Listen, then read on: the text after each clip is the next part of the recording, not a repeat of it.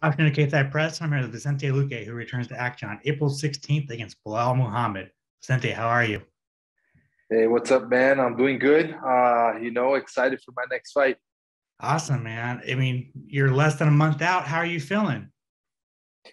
Man, right now, I'm starting the process of the weight cut. So the weight's going down nicely. So that's good. Something less that I gotta worry about. Training has been going great as well. So, I'm here in Brazil right now at Cerrado MMA. I've been doing part of my camp here. The beginning I did at Sanford, and now we're just making sure that I get everything I need here in Brasilia. And yeah, camp is going really good. Awesome, yeah. I noticed that you started chopping up your camps from Sanford to Brazil. What made you start doing that? So the thing is, I first of all, I never like to be too comfortable. Feel that I'm used to the guys, and even though that's really hard in Sanford because there are so many great guys, so we don't really get used to.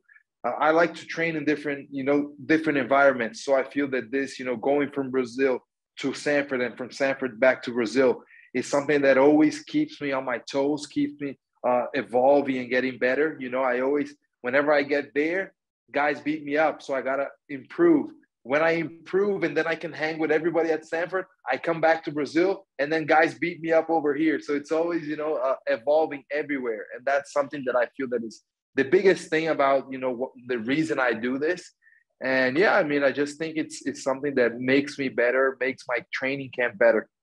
Awesome, awesome. That's awesome to hear. Before we talk about your fight, I have some very important questions to ask. First, how is dad life? That life, man, is different. It's definitely a new step. I think most of it is something that I think it's really, really important for me. It's something that has changed my life for better. There are challenges also. Obviously, my first fight being a dad was against Chiesa, and it was a tricky training camp, with much less sleep than normally. But I was able, to get through it, and it was something that I don't know. In some way, it made me better. It made me tougher, made me just look at it. And yeah, this is life now. I gotta adapt and still get there and do what I do inside the octagon. And I think it's extra motivation for sure, knowing that I can go and get a fight, and make my son proud and provide to him is something that, there's nothing better than that. Awesome. Who gave you your nickname, the Silent Assassin? So that nickname, it came when I was at the Ultimate Fighter, Black Zillions versus ATT. And Glenn Robinson used to be my manager, and he was the owner of Black Zillions. Unfortunately, he passed away already, but he was a great man. He gave me the opportunity to eventually be in the UFC and to many other fighters. He managed Gilbert Burns, he managed Kamaru Usman, and many, many other, fighters that did super well. So he was a great guy. And in when we were in the show and in the house, like I've always been like a quiet guy, especially when it comes to talking about fights. So guys ask me, "Oh, okay, how's your fight gonna be?" I said, "Well, it's gonna be a good fight. I'm ready. I've been training. I think I'm gonna do well, but we'll see. The other guy is tough as well, so we got to see what's gonna happen." But once I got in there and I fought, I always put on great shows. I always went out there to finish my opponents no matter what they present to me. And that style, Glenn looked at it and said, "Hey, you're like the silent assassin because you don't talk much, but when you get in there, you just kill your opponents. You go out there and you do work. So that's going to be your nickname." And I didn't want it at first. I was like, "No, man, I don't like nicknames. Just Vicente Luque is good enough." And when I was filling out, when we get into the UFC, they give us like a lot of paperwork to fill out. And then there is your name, your nickname, where you come from, the city you represent. And I left nickname blank. I put nothing. And before he sent it out back to the UFC, he put the silent assassin. So he gave me the nickname, and it's something I really appreciate now. I think it makes sense, and it's something that I don't know now. I think it fits really well to my character. Yeah, no, it's a fantastic nickname, and it just no, like you said, it fits you perfectly. It's great. um, where did your love for motorsports come from?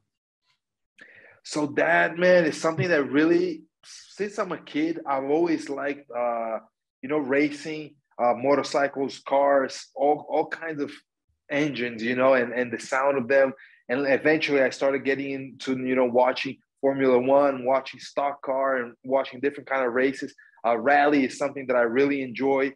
I think it's awesome. Drifting is something sometimes whenever I can, I try to, I have a very good friend here in Brazil. He's one of the best drifters in Brazil, and he takes me for a ride sometimes. He has taught me how to drift as well. And, whenever I can and I have time, because most of the time I'm training, but when I can, I enjoy going out there and racing myself. I'm building a car right now. It was my first car. So my first car was a 1999 Corolla, and I never sold it. I still have it. And now I'm building it fully like a track build. So it's not going to go on the streets anymore. It's just going to be for racing in the track. And it's something that I don't know. I like adrenaline, and I think cars and motorsports, it brings me a little bit of the same adrenaline that I have when I fight. But in a way, it's not my career. It's not something that I got to take so seriously. So I can just hang out, just chill, just, be relaxed about it. And it's not like win or lose. It's just, okay, I go there, have fun. I don't need to win. I can just enjoy it. And it's something I really like. Are we ever going to see you do like a celebrity NASCAR appearance or something like that? I don't know, man. I would definitely be down for that. If they invite me, I will sign up right up. Yeah, man, that would be awesome. Awesome. And then, so there's this infamous video of you knocking out Thiago Santos in 2012, and I was just wondering if you had any stories from that fight. So that fight, yeah, I mean, it was a long time ago, and it was different times. Everybody looks at Thiago now and says, "Man, how did you fight him?" But he at that time, I think we fought either 170 or catch weight. I don't remember what it was, but I remember when I flew over there to the city we were fighting, I got there late. So I weighed in after everyone else. So I didn't get to face off against him. And I didn't see him. I had never seen him. I watched maybe one or two fights because it was really hard to find any kind of tape on him. And so, okay, I weigh in, recover weight. Next day, I go to the fight. And when I get to the fight and I see him inside the octagon, I'm like, man, I can't believe I'm going to fight this guy, tall, strong. I'm like, this ain't right. I mean, he wasn't as big as he is now, but he was big already at that time. And I was thinking, man, this guy's not a welterweight. This guy's a middleweight at least. And at that moment, I thought, like, I better finish quick because I don't want to get hit by him, And that's what happened. I was able to knock him out maybe like 20 seconds into the fight. And I think he jumped with a Superman punch, and I caught him with a left hook. And that was it. And, I was glad that I was able to finish it fast because it would be a rough night, I still think I could have beat him if it went to distance, but I definitely would have been, hurt at the end. So it was a good one. Yeah, I believe that fight was at middleweight. Yeah, I think so. Yeah, I don't remember now because it was so long ago, and like it was beginning of my career. Me and my coach here from Brazil, Daniel. It's funny because we started our careers at the same time. Me as a fighter and him as a coach. So we didn't know how to pick fights very well. We just took the fights, and whoever it was, we went there and did what we got to do. Yeah, well, I mean, it kind of just makes sense because fighting Thiago Santos on 2 days' notice is that's crazy.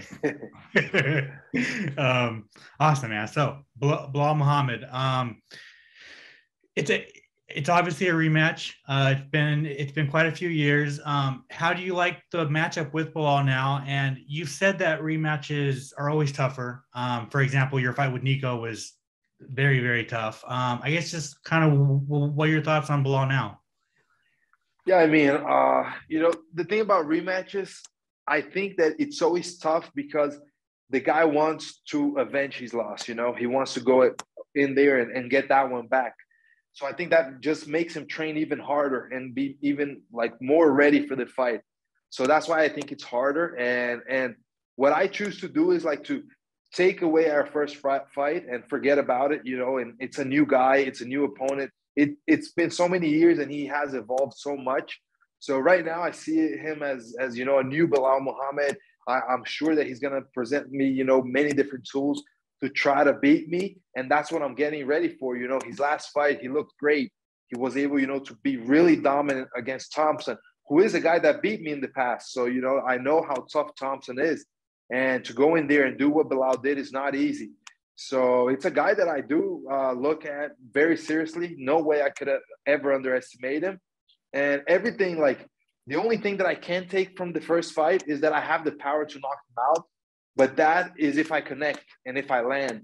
So I got to be aware of where I'm going to connect, where I'm going to land, so I can score a knockout again. But I don't think it's going to be a quick one like the first. I do see it maybe 3 to 4 rounds. That's something that I like a lot also. It's going to be my first 5-rounder. A lot of things got me excited for this fight. Even though it's a guy that I already beat, it's been a while. He's coming off a great streak of wins right now. He is number 5 in the rankings. The division is really, you know, clogged up. So I needed to fight somebody that made sense. And he makes sense. You know, he's number 5. I think a big win over him will move me forward and closer to the title. So overall, it's a fight that I thought, you know, made a lot of sense, and I'm excited for. Speaking of rematches, would you rather rematch Stephen Thompson or Leon Edwards right now? Oh, man, I'd rather rematch Leon Edwards just because, you know, he's on a great streak. He's the guy to beat. He's, you know, going to go for the title next. So I would love to fight him, you know, before and get my title shot. But it is what it is. I think he does deserve that title shot for sure. He has worked his ass off for it. But, yeah, I would definitely love that rematch. Yeah, man. And first main event, it's kind of crazy to me that this is your first main event, just because I think, and I think all the fans think that, like, you know, you're top 3 most exciting fighters in the UFC, and you're just barely getting your first main event, but it's a big main event. I guess what does being a main event mean to you? Yeah, I mean, I'm going to agree with you. I think I should have had more main events already. But at the same time, I think that I'm young. I just turned 30 in November last year. So I still got, you know, many years ahead of me. I'm sure that I'm going to have many main events and put on great fights for all the fans. And it's just exciting, you know. I think that because of all the hard work I've put in, I understand why I'm the main event right now. And I understand how I got here. You know, I don't think it's a gift. I don't think the UFC came in and gave me a present. I know that, you know, they recognize my work. They recognize what I put on inside the octagon. You know, I might not be that guy that talks a whole bunch of trash and sells my fight by talking, but I sell fights by fighting, man. You know, guys know that I'm going to go in there and I'm going to put my heart into the fight, and I'm going to try to finish my opponents. And I think that sells more fights than anything. I could talk trash and go in there and just have a boring fight. And after a few fights, people don't want to watch me anymore. So I think that my style is the style where people always want to watch my fights. Even if it's the first fight in the card, people will still want to watch me. And I think that's why I've earned this main event. And I think it's going to be the first one of many, hopefully. Yeah, no, you've said, you know, you'll never be in a boring fight, and it's true. I think it might be literally impossible for you to be in a boring fight. So, how do you see this fight going down?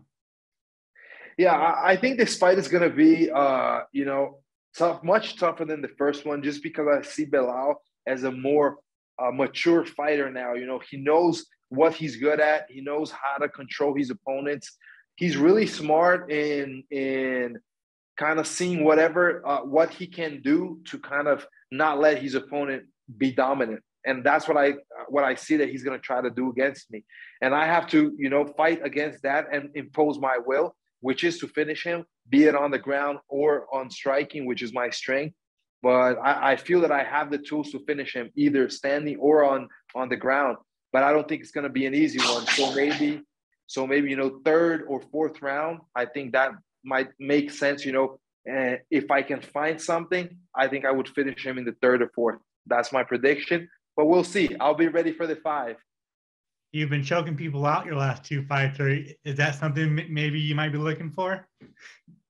Yeah, I mean, my ground game, the reason it has developed so much is because I'm a striker. And I know people are going to try to grapple me. And in my mind, like, okay, why am I just going to train defense and not to get on the ground? Let me get some tools to, threaten my opponents, to really put them in danger. If they want to take me down, no problem. I'm going to try to submit you now. I'm going to try to, beat you where you want to be. And I think that's something that I've been able to, in my last two fights, do. Both Woodley and Chiesa, they wanted to grapple with me at some point, and I was able to use that in my favor and sink in my favorite choke, the Dars. But I have still more tools to show, and hopefully, I mean, if we do get to the ground and the fight develops in that way, maybe I can show even more tools on the grappling. I think that's what's so awesome about you. And you said it after both your losses, right? You say that no matter what happens in the fight, you always get better. Your next fight, you will always be better. And so that's just it's always great seeing your evolution. Finally, just three last things for you before I let you go, man. I know that you love one of your biggest thing is you love fighting in front of fans. You're back at the Apex. You are 2-0 in the Apex. But I guess kind of what are your thoughts on fighting in a smaller cage again, and then just kind of being with a more intimate crowd? About the crowd is something that I will always want to fight in big arenas, packed, sold out. That would definitely be my preference. But the Apex is something I got used to. I fought there 2 times. It's really good for warming up. The whole way it's built, it's even better than normal arenas. We have dressing rooms. We can just warm up perfectly and get into the fight and just worry about fighting. But I like the energy of the fans. I've been seeing that lately. There are many people in there. It's restricted, but there are some people watching, so that's gonna be cool. I can, I'll have some people cheering me up over there. Plus, everybody at home will be watching, and I know that, and that also motivates me a lot. So I'm going to be looking to put on a great show, regardless of being an arena or not and having the crowd or not. And the small cage is something, many strikers don't appreciate it. I don't mind because I like to fight. I like to walk forward. I like to, even if we're going to grapple, let's just get to the grappling. Even if my opponent wants to try to get me down or is going to get me down, let's get to it right away. So I like the small octagon. I think it just picks the pace of the fight more. And for me, that's great because I like fights to fight at a high pace. So I prefer the small octagon. Gotcha. And then do you think a win, say you go out there, finish Belal Muhammad, do you think a win over Belal Muhammad gets you a title shot next? Man, right now in the division is so hard to say what's going to go next, but I think it's going to it depends on other things, but it's going to move me really close to that title. We have obviously Leon and Kamaru, so that has to go on, and we're going to see when that's going to happen. But whenever that happens, I don't know what's going to happen in the division with the other fights.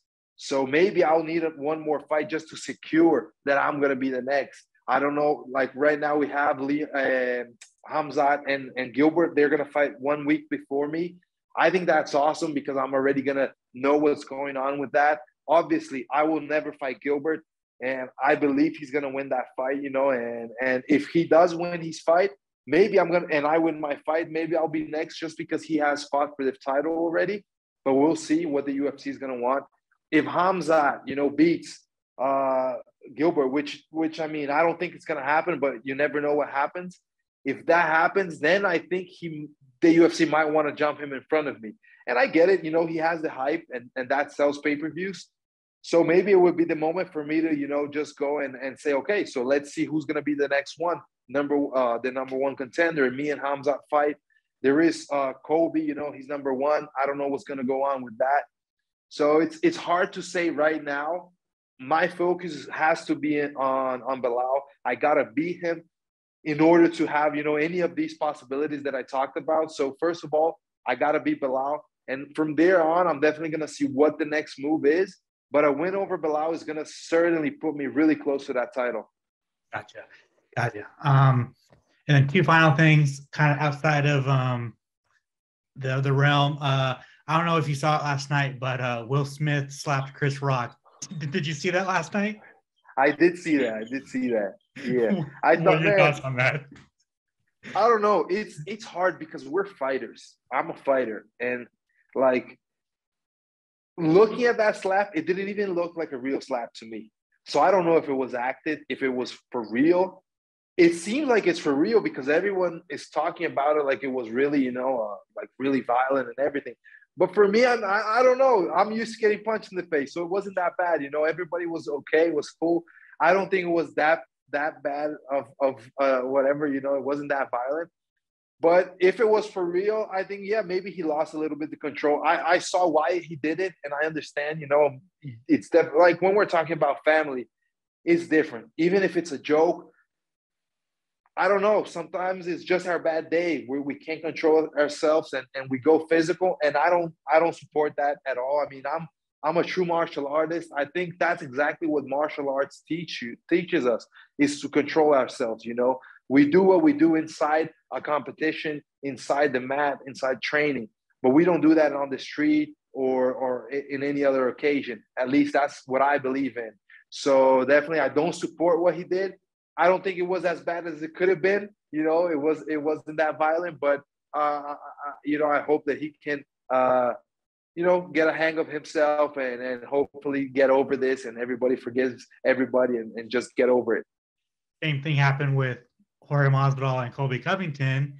That's everyone is like so two-sided, right? Because Jorge had 25 minutes to hurt Colby Covington legally, right? Didn't do it. Then he goes over and gets them at a restaurant. What are your thoughts on that?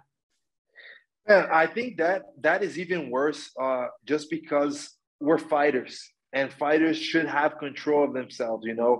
And I get the whole that Masvidal, he has the history of fighting on the streets before before his MMA career, and I get that, but that's not something I support. That's not something I think that kids should be, watching. And I'm sure that a lot of kids look up to Masvidal, and he's tough in so many different ways, and he can give so many good things, so many good examples. Why give an example like that? You don't gotta solve things, especially when it's a guy like Colby.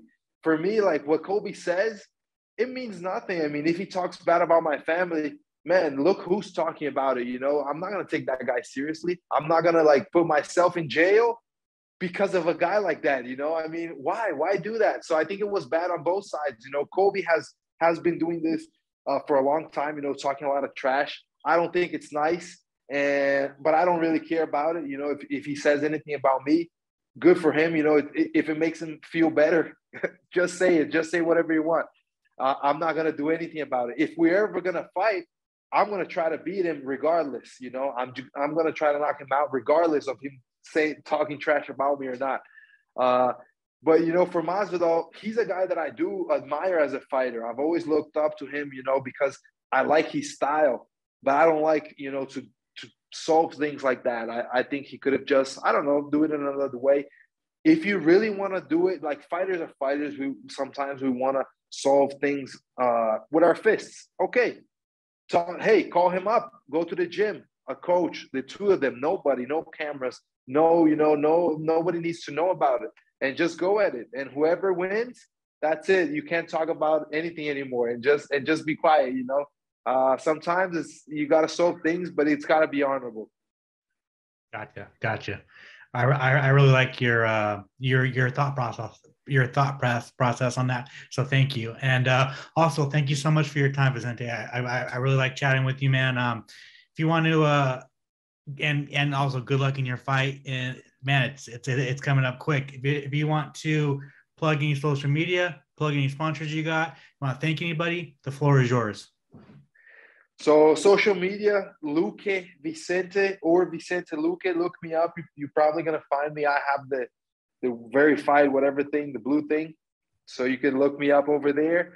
And yeah, I want to thank my team, Sanford MMA, my team, Serrato MMA, everybody, that supports me and has my back, all the fans. They are one of my biggest motivations, and my family as well.